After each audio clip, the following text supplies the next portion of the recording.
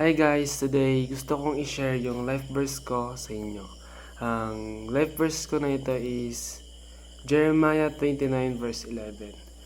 For I know the plans I have for you, declares the Lord, plans to prosper you and not to harm you, plans to give you a hope and a future. And itong verse na ito is nire-remind ako sa mga challenges or pagsubok na binibigay sa akin ng Diyos, kasi sabi dito na plano niyang i-prosper ako at hindi ako ipapahamak. Kumbaga, pag binigyan ako ng challenges ng Panginoon, anumang hirap o anumang dali is hindi ako ipapahamak ng Panginoon.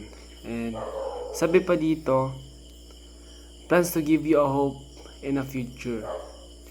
Sa bawat challenges or pagsubok na binibigay sa akin ng Panginoon, sabihin na natin na wala itong kasagutan, pero sabi nga, binibigyan niya tayo ng hope at ng future.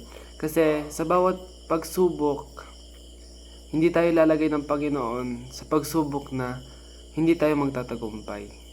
At kung magfa-fail man tayo, ito yung magsisilbing learning natin para maituwid yung pagkakamali natin at upang maging successful tayo in the future. Ayan lang, salamat.